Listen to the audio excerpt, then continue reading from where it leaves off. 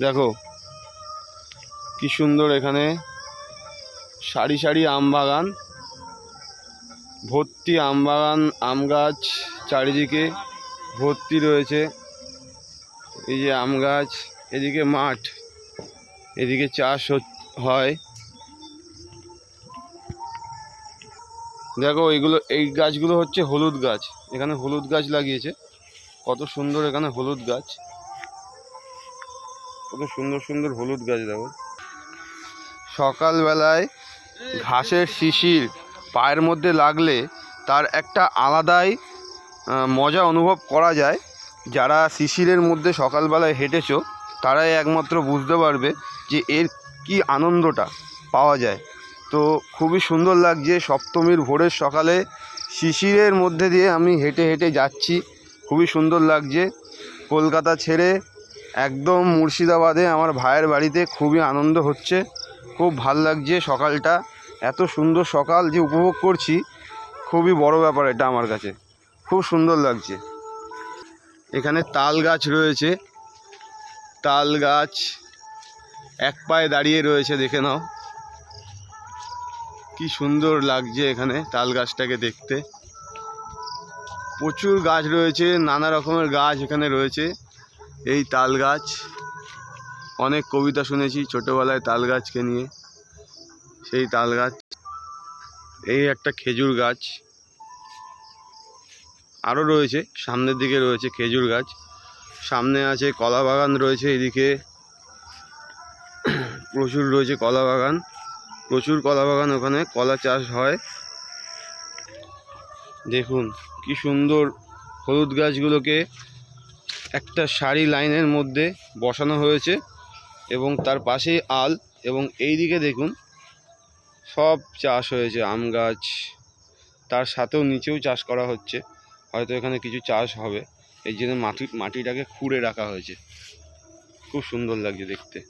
এখানে দেখুন লেবু গাছ এখানে, এবং অনেকগুলো লেবু গাছ রয়েছে এর ভেতরে। এই যে এখানে একটা আরও রয়েছে, দেখুন লেবু গাছ, কত সুন্দর লেবু গাছ রয়েছে এখানে। দেখি একটু লেবু পাতার সেন্টটা,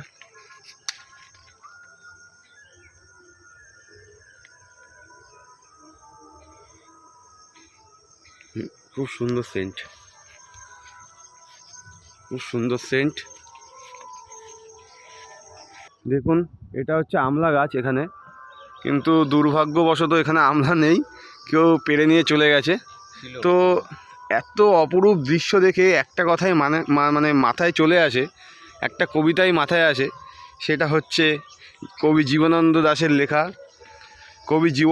দাশের লেখা আবার আসিব ফিরে ধান সিঁড়িটির তীরে, এই বাংলায় হয়তো মানুষ নয়, হয়তো বা শঙ্খচিল শালিকের বেশে, হয়তো ভোরের কাক হয়ে এই কার্তিকের নবান্নের দেশে, কুয়াশার বুকে ভেসে একদিন আসিব এ কাঁঠাল ছায়ায়, হয়তো বা হাঁস হব কিশোরীর ঘুঘুর রইবে লাল পায়, সারাদিন কেটে যাবে কলমের গন্ধ ভরা জলে ভেসে ভেসে, আবার আসিব আমি বাংলার নদী মাঠ ক্ষেত ভালোবেসে, জলাঙ্গির ঢেউয়ে ভেজা বাংলায় সবুজ করুণ ডাঙায়, হয়তো দেখিবে চেয়ে সুদর্শন উড়িতেছে সন্ধ্যার বাতাসে, হয়তো শুনিবে এক লক্ষ্মী পেঁচা ডাকিতেছে শিমুলের ডালে, হয়তো খইয়ের ধান ছড়াইতেছে শিশু এক উঠানের ঘাসে, রূপসী ঘোলা জলে হয়তো কিশোর এক সাদা ছেঁড়া পালে, ডিঙা বায় রাঙা মেঘ সাতরায়ে অন্ধকারে আসিতেছে নীরে,